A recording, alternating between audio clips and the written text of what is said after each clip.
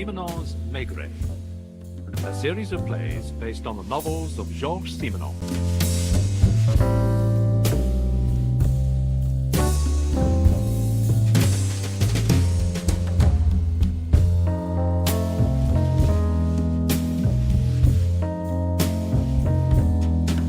I would never have thought it, Jules. Thought what, George? That we two would be sitting in this spacious glass house in the middle of a large park, watching the rain teeming down and drinking water. All this stuff is good for our livers, George. Years of misuse. That's your diagnosis, remember. Vichy. No doctor sent me here. I'm perfectly well, fit as a fiddle. Well, we both came of our own free wills. You must give it time. And in a few days, you'll feel a different person. I already feel very different, believe me. Unwell and foul-tempered. You must accept your situation, George, and drink up. When I first came here over 10 years ago... Yes, I know. You were far from well, and a doctor sent you.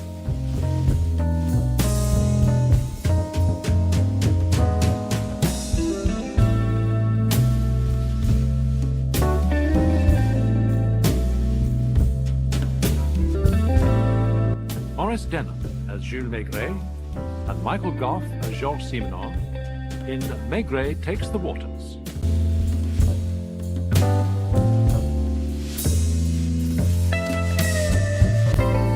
Oh, it wasn't any doctor, you know. It was my old friend Pardon. Louise and I were dining with the Pardons when I, well, to be honest, almost fainted. Without reason. Overwork, not enough sleep, too much drink. Probably a bit of each. Oh, it was June. Paris was sweltering. I was just turned 50 and felt 90. Pardon examined me immediately after dinner. There was nothing seriously wrong. And he suggested the cure at Vichy. For 3 weeks, under the care of our friend Dr. Rian. And you didn't try to wriggle out of it, find excuses? No, Georges. Like you, I accepted my fate. You mean you were Shanghai? Well, for my own good. Within a week that June, I found myself sitting in this park, Louise by my side, watching the people come and go. Well, one evening in particular, the municipal band playing and the shadows lengthening across the green. Do you realize, Jules, it's been 5 days? I feel as if I've lived here all my life, Louise. Oh, Vichy's that sort of a place. A kind of second home. There she is again. The lady in lilac. And she's got her white shawl on, I see. I wonder, is she a widow? No, I don't think so. That face is an old maid's face. What age is she, 40, 50? Hard to tell. Do you think she's deaf? Deaf? Why? Yes, she could be. I mean, she doesn't seem to see or hear anything. No, not the music, certainly. On the other hand, she doesn't move with that carefulness I've noticed in the deaf. She should be in a nun's habit, don't you think? I'd say she likes her own company, likes solitude. And comes here every year, or twice a year. Oh, no, I don't think she's a visitor. She belongs. This is her town. What a way for us to go on. Do you think other people are doing the same about us? Well, so long as nobody recognizes me, I don't mind. Would you like a little stroll? No, I'd sooner sit here, have a pipe. You go if you want to. I'd like to. Just for 5 minutes. All right.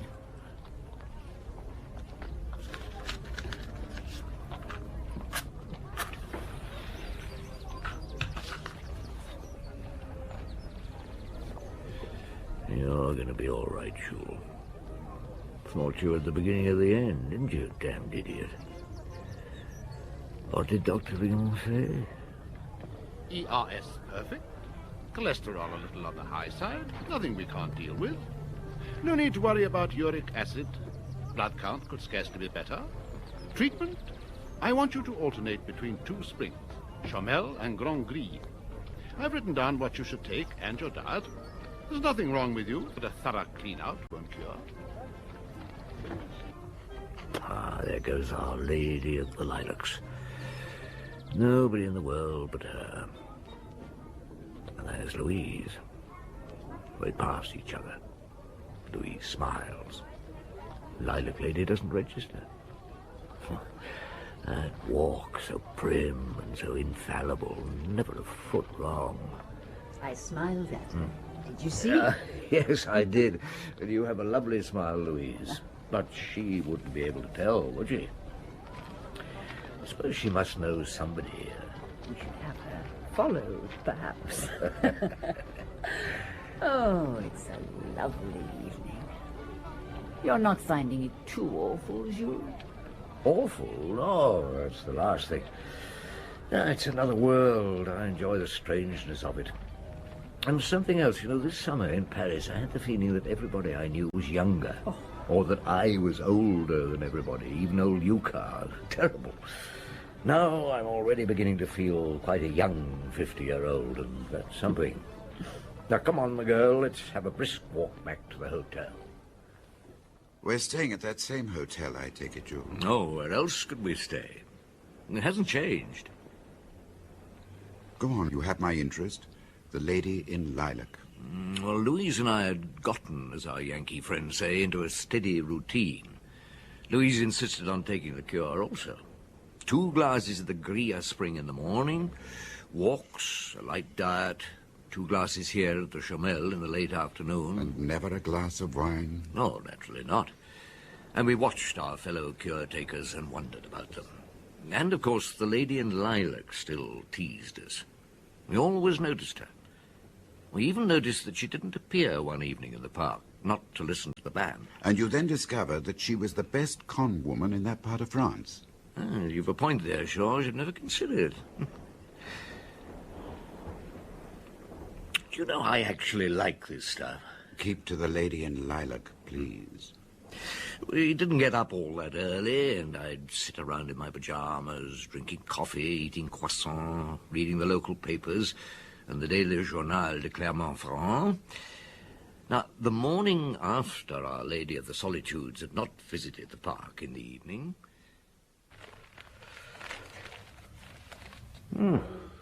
Good grief. I'll be damned. Louise? I'm feeling a tea. On the front page, a picture of the Lady in Lilac. Ooh, what's she done, Jules? Allowed herself to be murdered. Murdered? Let me see. Well, she lived near here, the Rue du Bourbonnais. She did live in Vichy, as I thought. Owned her house, let furnished rooms on the first floor. So she was strangled. How horrible. The poor woman. Well, who would do that to her? Well, was it a sex thing? Oh, they say not. The place was ransacked. Nothing seems to have been taken. There was money and jewels in one drawer.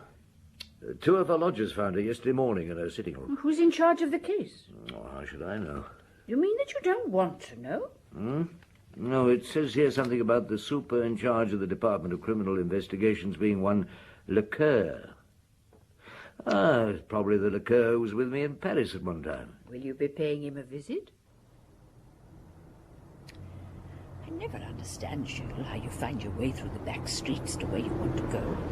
And you don't even know these streets. Well, it's a policeman's sense of direction. Is it really? And you're always complaining that young Lapointe could become lost in his own back garden. Where are we now? The Rue du Bourbonnais. The dead woman's house? Across there. What's it called? Can you see? Just. The irises. There's a milkman trying to deliver the milk. Oh, he had his order, and until it's cancelled. The irises, not the lilacs. A pretty house. Chief Inspector Maigret. Yes? Sir, Divisional Inspector Lecoeur sends his compliments and asks you to join him at the scene of the crime. Ah. Where shall I wait for you, Jules? Well, the usual place at the spring. I won't be long. All right, young man, lead on. Did you know I was here in Vichy? The Vichy police picked up your name on the hotel registration form, and of course they've seen you around in general with Madame Maigret. I do hope she's well. Oh, she's fine and waiting for me. I'm the one here for the cure. Yes, I guess so, Chief. But I wondered if you'd be interested. It's not a run-of-the-mill murder. Nor is there such a thing. All right, Lecoeur, my old friend, who was she? Hélène Lange, unmarried, 47, born at Massy, near La Rochelle. Mother and father dead, but I've discovered she had a younger sister, Francine Lange. Unmarried, owns a hairdressing establishment in La Rochelle. She's been in Mallorca on holiday. I got hold of her, and she's on her way here. This room, the dead woman's parlour, I take it? Yes, Chief. The photographs are of her. Yes, so I see. Only of her. Not a single shot of anybody else. She alone. Yes, I hadn't noticed. It is odd. What do you know about the murder? Well, not very much. The night before last, Hélène Lange had supper alone, 2 boiled eggs, washed up and went out. She was wearing a lilac-coloured dress. And over it a white shawl. Yes, that's so. How do you know, Chief? Oh, my wife and I saw her sitting in the Chamel Park the night before last, about 9:30. She was alone. Well, she was always alone. That sounds as if you knew her. Well, Louise and I had noticed her, the lady in lilac, we called her. Very solitary lady, and I suspect rather out of the ordinary. She had a way of walking as if there wasn't a soul within 10 metres of her. Yeah, but do go on, Lecoeur, it's your case. Well, there's a couple from Grenoble have 1 bedroom on the first floor, the Maleskis. Madame Virvo has the other. She's 60-odd and very self-important, a duchess in disguise. Well, the Maleskis are very nice. They stay here every year for a few weeks. Well, the night of the murder, they were at the cinema, got back about 11:30. Hélène Lange's shutters were closed, as usual, but they noticed that the light was on in her living room. Did they hear anything? Well, Malesky not. His wife thought she heard a murmur of voices, but she's not sure. Well, they went to bed and slept undisturbed. The Dowager Duchess was out playing bridge. She walked home, and she swears that as she came round the corner, she almost bumped into a man hurrying away. Well, he put his hand over his face to avoid being recognised, according to our witness, and was very tall and powerfully built, with a chest like a gorilla. What do you think? Well, she knew about the murder when I spoke to her. She could have a vivid imagination, but no, I don't think she invented the man. Endowed a hurrying home passer-by with a dramatic quality, eh? Still, stranger chances have occurred. And when she arrived at the Irises? Oh, all the lights were out and there wasn't a sound. Madame Virvo went to bed in a state of shock. One doesn't bump into a giant rushing away from the scene of the crime every day, does one, Chief? No. Who found the body? Well, the Maleskis called the police when they found the dead woman's room shut up and not a sound. And they had to break in. The key to the living room door was missing. The other rooms were locked from the inside. They found her in this room. You've read the newspaper reports, I take it? Yes. Strangled. Not touched otherwise. Nothing taken in the house, but everything turned upside down. I wonder what he was looking for. She lived here for long? Yeah, 9 years. She bought the house then. I've been in touch with a lawyer. She paid for the place with cash. A small suitcase of notes. He's never known it happen before or since. Did she have a bank account? No, I mean, not then. Yes, with the Crédit Lyonnais. A young Dissel has just got back from there. Come and tell the chief what you found out, Dissel. Yes, Inspector. Shall I come in? Well, it would save us straining our ears. Yes. She was worth just over 500,000 francs, Chief. She was a rich woman. Rich and single. Tell me, Dissel, did she pay money into her account regularly? Well, Chief, not on a set day. But she paid in a basic 5,000 francs a month, the manager told me. And during the season, when there was money coming in from her lodgers, a few thousand more some months. The 5,000 francs, was that in cash? In cash, Chief. Okay, thank you, Dissel. Thank you, my boy. Yes, always in cash. The postman tells me she received very little post. Nothing, really, except circulars and bills. Thank you, Chief. And the neighbours say she never had a visitor. Oh, they'd know, wouldn't they, in a street like this? Well, the Maleskis have stayed here for a few years now, but as they say, they know nothing of her. They've only ever been in this room, her part of the house, once, for 2 minutes. It adds up. Solitary and secretive, Lecoeur. And who killed such a woman, and why? And who gave her the money? Did she ever leave Vichy? Yes, she did, so it seems, for a day or two at a time each month. Once again, at different times. Do you know how she travelled? No, not for sure. But the couple next door say she was collected by a taxi, so it'll be easy enough to find out. If she went by train, I think it'd be worth your time to find out where she went. And when she got back, did she pay money into the bank? Yes, I'll do that, Chief. Could it be blackmail, do you think? perhaps she was paid to be solitary and silent. Now, I must be on my way. I'm late for my first class as it is. I waited for you to arrive, Jules, before I took my first glass. Didn't seem right without you. After all, it is your cure. It is my cure, but thank heavens it isn't my case. Is it difficult? Probably unsolvable. The sister should help when she arrives. What I ask myself is, why did she come to Vichy? Why not Vichy? Well, why not the town near her home village, La Rochelle? Her sister is there.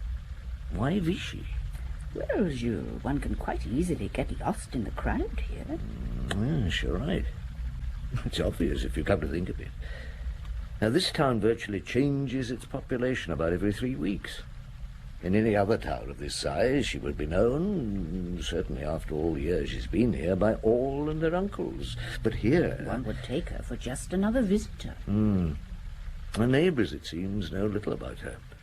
But her neighbours will be busy finding out about their guests, talking about the latest batch of visitors. Well, that's the first glass. We'd better have our second. We must have our second, or you must. Did you know the Vichy police are watching my every move? I can't see anybody in here who remotely resembles a policeman. The water comes out looking incredibly clear, doesn't it? Do you think the inhabitants of Vichy ever drink it? And what about the police? Oh, I reckon they prefer their beer. Now, come and sit down. I have a few more questions. It's nice you being on holiday, so that you can talk about a case. Well, it doesn't happen to be my case. No, dear, of course it isn't. Now, why that night in particular? The night she was killed, you mean? Yes. Why that night? Why not the night before or the month before? Because the murderer seized his chance, perhaps? She was solitary, she had a lonely routine. Nobody seems ever to have visited her, and she never visited a soul in the town. So to murder her on any night would, on the face of it, be quite simple. That is, if a local man was the murderer. But what sort of reason would he have for strangling her? And what was he looking for? Why that night in particular? Perhaps it was somebody only in Vichy on that night. A visitor. Good. Let's see it like this. Since we've been here, we've been noticing the same people 2 or 3 times a day, in this place, in the parks, where the band plays, and so on. That's true. Some of them I feel I've known for years by sight. Good. Now, this is our first visit. It'll probably be our last. But, Louise, if we were to come back next year at the same time, we'd probably recognize quite a few faces from this first visit, including the lady in lilac, if she hadn't met her with her death. Well, that's true, too, Jules. What are you trying to say? That there's somebody else in Vichy for the first time, like ourselves, going through the same routine, going to the same places. And like us, he must have seen Elaine Lange once or twice. And he recognized her, you mean? He hadn't seen her for years. It took time, maybe, until he was sure, but there was something he wanted to talk to her about, something from the past. You said her sisters expected. She'd know about the poor woman's past, wouldn't she? Some of it, anyway. Of course, one can narrow down the suspects in Vichy at this time to a few hundred. Can one?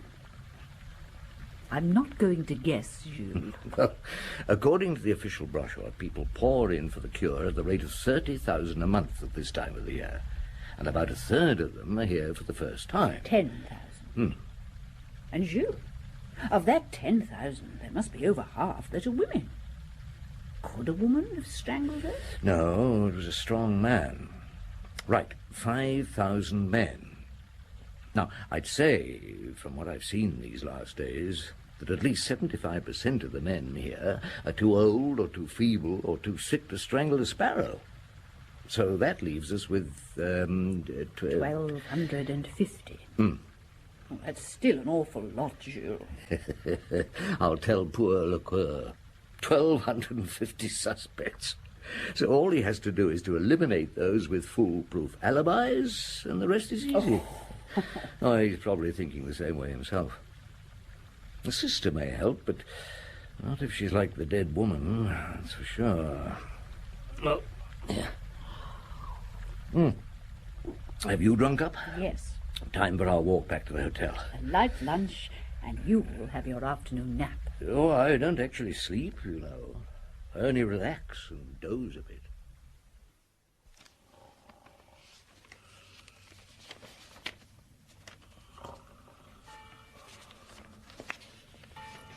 If I said, Jules, you were asleep and snoring, he'd say I made it up. Now, who can that be? Yes. Ah, Madame Maigret, I'm Inspector Lecoeur. Is, Yes. See for yourself. I was passing. I need advice. I'm sorry, I'll come back. I think it would be as well. He is here to rest, monsieur. What's going on? Inspector Lecoeur has called Jules, but he'll come back later. I was just passing the hotel, Chief. Oh, well, oh, do come in. Do shut the door, Louise. What's happened? You do have a chair, Inspector. Fell sound asleep. Got a problem, have you? Well, in a way, yes, or rather, it could be a problem. You found the murderer, and it's turned out to be the mayor. If you knew our mayor, I'd happily arrest him. No, it's the sister, Francine Lange. She's here, and she's identified the body, and now I'm on my way to talk to her. You see, she's quite a handful. Is she like her dead sister? Doesn't open her mouth? Well, with Madame Maigret here, it's hard for me to speak my mind. Oh, monsieur, my husband and I have discussed every single type of human being at one time or another. I'm immune to shock. Thank you, madame. Well, she's as unlike her sister as a woman can be. I suppose she must be 40, but she looks younger. She's blonde and with one hell of a figure. And she's wearing a sort of see-through dress, and she's not wearing a bra. She's not married. She told me she knew too much about my sex to marry any of us. I take it you're sure she is the sister. Oh, yes, quite sure. You see, I thought, Chief, that with you in the room, life would be easier. I mean, she's decided that she can treat me as she treats all her men, I imagine. And you think she's likely to treat me differently? Well, I think you'd know how to treat her differently. You are Maigret from Paris. There, you see, Louise, the reputation I have with the ladies. And those who are not ladies also. Well, to the non-lady then, Lecoeur. Louise, I'll see you at the park at 5 o'clock. If you're through with Francine by 5. I've never been in my sister's house, you know. Yes, so you were saying, mademoiselle. And this is where she didn't entertain the gentleman friends she didn't have. The old maid's parlour. She entertained one gentleman recently, mademoiselle. One too many. Do you think I killed my sister? She was brutally strangled, although she fought hard against her attacker. Yes, she would. Have you any idea? We've no idea who it was, no idea why it happened. Will you tell us what you know about your sister? When did you last see her, for instance? 6 years ago. She came to La Rochelle, turned up out of the blue. Now tell me what you know of your sister's background, Francine, as a young woman. She went to secretarial college in La Rochelle, then she worked there. Then when she was about 23, she went to Paris and worked as a secretary. I followed her there a few years later. Do you remember where she lived in Paris? Oh, yes, well. She had a very nice flat in the Rue Notre Dame de Lorette. She must have been earning well. Or somebody was paying for it. If they were, they weren't getting value for their money. I've liked men. I still do. Elaine, never. I don't think there was ever a man in her life. And yet I take it you got on well enough. When we saw each other, yes. I turned to her once, and she was a real sister that time. You were in trouble in Paris? 15 years ago. I had a child, a boy. Elaine found foster parents for him on a farm in the Vosges. We both used to go and see him. He was nearly 3 when he drowned in a pond. It seems, mademoiselle, that your sister led a very lonely life. Ever since she was a girl, she was happiest on her own. It could be maddening. She had such a very good opinion of herself, a sort of being self-satisfied. Self-satisfied? She looks it in all these photographs of herself, don't you think? Somebody took them, mademoiselle. I wish I knew who. Well, I took that one. A boyfriend of mine took that. The others? Probably she stopped somebody and asked them to hold the camera. If it was what she wanted, she wouldn't hesitate, believe me. Presumably, Mademoiselle, you've no idea how your sister lived. I know she owned this house. I imagined always she lived by letting rooms. Well, you'll be surprised. She left no will, it seems, mademoiselle. You were therefore her sole heir. Yes. Yes, I would be. Let me know, will you, when I can bury her? The sooner I can get away from this dump, the better. So you stopped Lecoeur from saying you will be surprised to know that she died a rich woman. Yes. I explained to him afterwards. Well, not that I could really explain, Georges. I felt only that this forthright sister wasn't perhaps as forthright as she might be. And the less she knew what you knew, the better. That is simply, Georges, if she knew about the 5,000 francs a month and discovered that we knew, she could try to obliterate the source. Did you think that the sisters had been in something together? Well, they were together in Paris. Elaine up until 15 years ago, Francine more recently.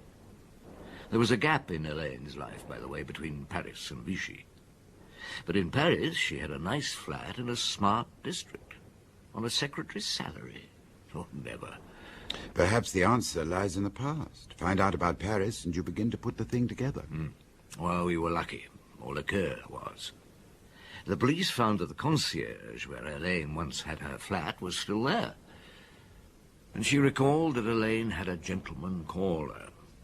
He was then, she thought, about 40, heavily built, expensive clothes, well-groomed, and drove a large black American car. He called a couple of times a week, left around midnight, and they sometimes went off at weekends. This for about 4 years. And then Elaine suddenly left. She would have been 32 when she left Paris. 15 years ago, when Francine had her boy child. Lecoeur still had a lot of work to do. Louise was becoming somewhat sardonic about my cure, suggesting that perhaps I should go back to Paris, as it'd be more restful. And the papers were having quite a time. And look at this picture of you. Maigret takes the waters. You look as if you'd taken more than just water. Let me see. No. Yes. Well, I haven't had a drink for weeks. We should leave for our afternoon drink of water in half an hour. So that is Francine Lange. I do see what you mean. Mademoiselle Francine, whose sister was recently... Lecoeur should have seen to it that she wasn't mentioned in the press. Why? Because she looks like a tart? No, Louise, because the murder is still in Vichy in all probability. And if Francine knows more than she pretends to know... Yes. I never thought. The man's still about. She could be in danger. Or she should have thought. She didn't. Come in. Dissel, come in and shut the door. Thank you, Chief. Inspector Lecoeur asked me to let you know the places that the dead woman visited over the last year. Oh, good. Far away. But before you do, I'll leave you. I'm just going down to the chemist, and when I get back, monsieur, we must leave for the Springs. Very well, madame. Well, now, how did she travel? By train. The station booking chaps can't remember all the names, but some places stuck in their minds. Strasbourg, Brest, Dieppe, Carcassonne, which meant changing trains 3 times. Lyon was about the nearest town. Paris? Never Paris. The last trip the clerks remember was on the day of some big horse race. June the 11th to Reims. And has the inspector checked with the bank account? Mademoiselle Lange paid 5,000 francs into her account on June the 13th. Ah, that fits, doesn't it? Probably stayed the night, back on the 12th, straight to the bank on the 13th. Thank you, Dissel. Thank you, Chief. Oh, when is the funeral? Tomorrow morning. The inspector will have a number of us at the cemetery. That was certainly a quiet funeral, Jules. The quietest. Yes, the lodgers, 1 neighbour, Francine, 2 reporters, and about 30 police in various parts of the cemetery. The sister. She looked very subdued. Something's happened to her. Walk on gently, Louise. I want a few words with the lady. All right. Don't be too long, though. Mademoiselle, my wife and I came to pay our respects. Thank you. I'm glad it's over. I'll leave this town this afternoon. So soon? What has happened, Francine? Nothing. I've just had enough. There'll be quite a deal of business to attend to still, won't there? Your sister died a wealthy woman, as you must know. Did she help you set up your hairdressers in La Rochelle, Francine? She came into some money years ago. She loaned me some. Her lover must have been a rich man. I believe he gave her that money. 15 years ago. The first payment of many, Francine. Perhaps she did have a lover. I don't know. Well, you said the other day there was never a man in her life. Now, that child you had 15 years ago, where did you go to have it? Why do you want to know? Well, I'm not sure, mademoiselle. Where was it? Burgundy. A village called Maigret-le-Mont. And your sister went with you? I told you. She was a good sister at that time. Why are you frightened, mademoiselle? You are, aren't you? Are you afraid of the man who killed your sister? I had a phone call this morning. He threatened me. So I'm going to clear out. If he wants to kill you, Francine, he'll not stop trying when you leave Vichy, will he? You'll be just as good a target in La Rochelle, won't you? This lady is Madame Dubois, Chief. Madame Dubois, this is Chief Inspector Maigret. Oh, monsieur. Madame Dubois is the switchboard operator at the Hotel de la Gare. Francine's hotel. Go on. Well, just by chance, she listened in to the call made to Francine Lange by a man this morning. Oh, I don't make a habit of listening to calls, monsieur. Everybody believes we switchboard girls do, but we don't. Well, not all that often.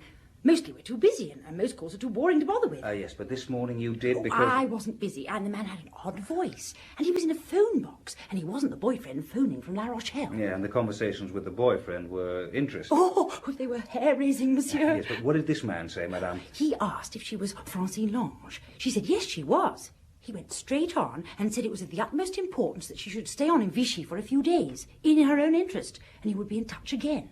Then he finished by saying that there'd be a great deal of money in it for her. Thank you, Madame Dubois. Tell me, did he have an educated voice? I mean, you said it was odd. Oh, the voice of an educated Parisian, monsieur. Odd, because it was wheezy. I had a friend once who was an asthmatic, and she used to wheeze just like that. Yeah, I know what you mean. Well, that is invaluable, eh, Liquor? And from a phone box, are you sure? Oh, yes, quite sure. The public telephones have a certain sound to them. And when he asked me if there was a Mademoiselle Lange staying in the hotel, he hadn't closed the box door. You could hear the traffic. Then he closed it. Yeah, I've had a number of other hotels checked on, Chief. He phoned 7 asking for our girl before he was lucky, and they, too, were sure it was from a phone booth. You do know, monsieur, that Mademoiselle Lange left the hotel a few hours ago? Yes, madame, we knew. She was in a hurry, Chief. I'm told that she changed from her funeral black, paid her bill, and drove off in that smart little car of hers all in half an hour. Did she? So the offer of money if she stayed had the opposite effect. What was she frightened of, eh? I may be speaking out of place, but surely the man who phoned could have been her sister's murderer. I'm sure he was, madame. But he doesn't intend to murder again. I don't think he intended to murder the first time. Now, he wants some information. Elaine Lange wouldn't give it to him. Perhaps Francine will. Only, whatever it is, she, like her sister, is in fear of having to give it. Do you follow me, Luca? Yes, I think so, Chief. I wish I did. What sort of information does a man want so badly he'll kill for it? I'll kill a woman for it. That is of the utmost importance, madame. Luca, it's none of my business, but I think you should keep a watch on the phone boxes near the main hotels. You know what to look for, and he'll phone again. Now, I must have my last 2 glasses of the waters. Thank you, madame. It's been a pleasure meeting. Oh. You're looking round, Jules, as if you expect the lady in lilac to reappear. Makes me shiver. I'm sorry. I'm not sure what I'm looking for. I swear this water tastes more bitter this evening. It's the mood you're in. He must have an overriding obsession. But for 15 years, he never meant to kill her, only to get her to tell him the truth. Or did he discover something so monstrous, so unforeseen that... I think you're actually sorry for her. Well, his world has collapsed, as they say. Already he's reduced to escaping his wife so he can make phone calls from boxes.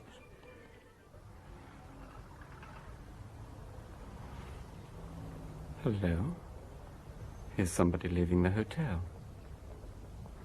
Big chap. Expensive suit. In a hurry. Heading straight for the phone box across the road. Better radio in. Dussel here. Suspect in phone box in the Rue de Gaulle. Watching. Damn it, I think he's spotted me.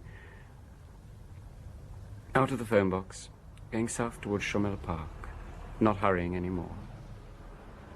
What's he up to? You think he's with his wife? Well, he can't phone from his hotel. How did he get away the night he visited Elaine? What was out of the opera house, you know? I think it was Tosca.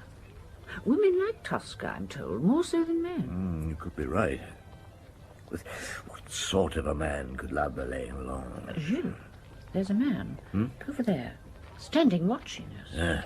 So I see. The person I was looking out for, Louise, without realizing. Good evening, monsieur. Can I help you? Good evening, Monsieur Maigret. Madame Maigret. Monsieur. I am Louis Pellardeau. Do you mind if I sit? No, please, Monsieur Pellardeau. As you can hear, I'm sure, I suffer from asthma. And I was hurrying earlier, but then I gave the policeman following me time to catch up. It's that young sergeant, Jules. Dussel, isn't it? Oh, over there, I see. He won't interfere unless I call him. Well, monsieur, you have something to tell me. I hoped you'd be here. I have seen you in here in the evening, as I also saw Elaine Lange here one evening. We called her the Lady in Lilac. Good name for her. I hadn't seen her for 15 years. I'd no idea she lived here, and this is my first visit, so you see it was all fortuitous. I must warn you, Monsieur Pellardeau. Whatever you say could be used in evidence. Yes, I know. I'll tell it all again to the local police, but I must speak to you first. You see, there's something I need to know. You're a clever man. You may well know the one thing.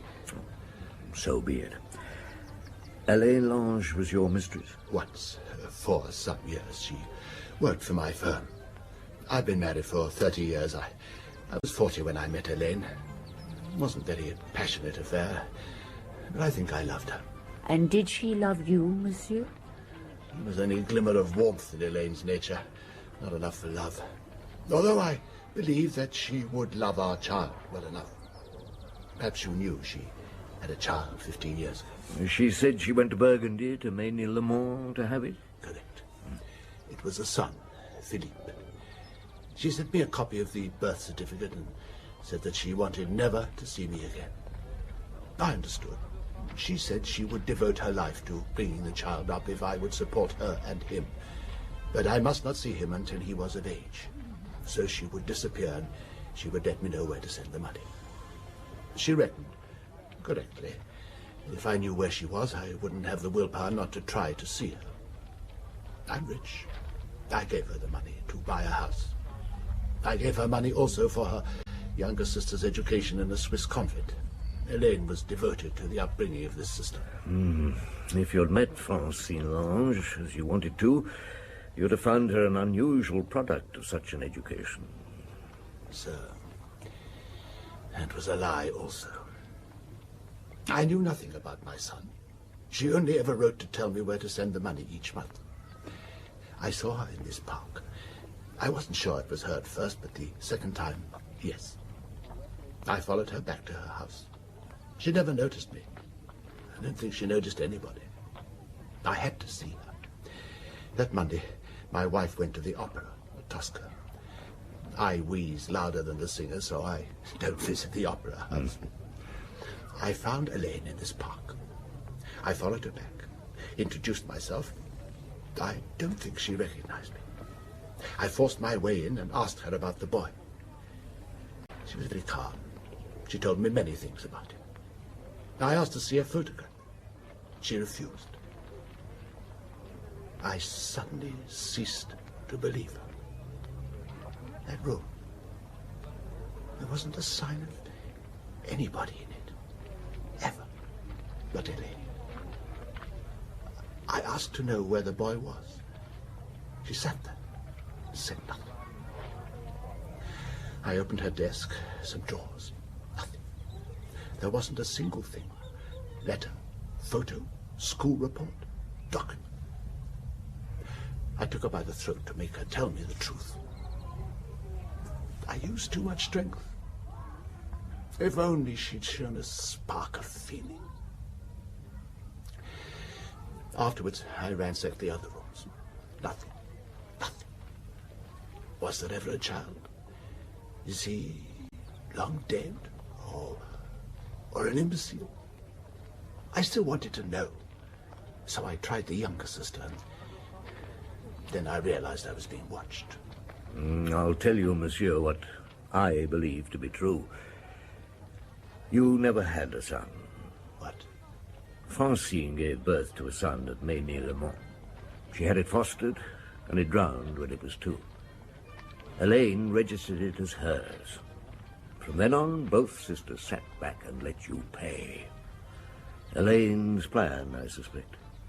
Practical and simple. Monstrous. Monstrous. For 15 years, I believed I had a son. He was quite right. It was monstrous. Ah, here's Louise. Come to see that we're drinking our medicine. Have you both finished, Jules? Yours? No, sit down, my dear. I haven't finished my drink or my story quite. Which story, Jules? When I last came here to take the waters. Oh, that. Those 2 terrible women. That poor man believing he had a son. It was in this park, wasn't it, Jules? Yes, just over there. He told us his story while the Cur and his chaps gathered to take him away. What happened to him?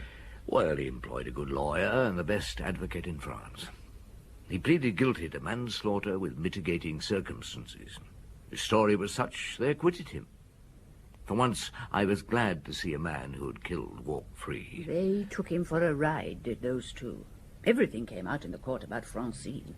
The money for her education, how Hélène claimed they were orphans, Francine's child. Pelado. That was his name. A good man of business, but a complete sucker otherwise. And to take up with such a woman. And to come to Vichy to take the waters. At least it didn't rain each day. But it did me good. Busman's holiday though it was.